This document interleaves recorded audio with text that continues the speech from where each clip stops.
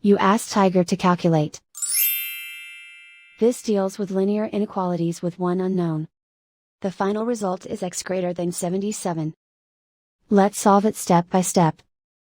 Group all constants on the right side of the inequality. Add 3 to both sides.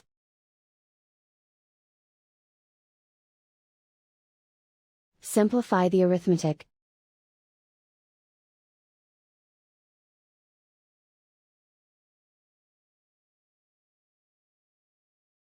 Isolate the x. Multiply both sides by 7.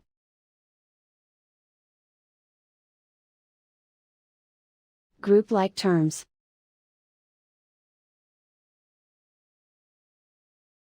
Multiply the coefficients.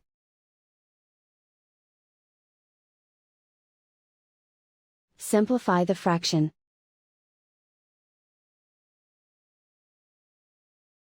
Simplify the arithmetic.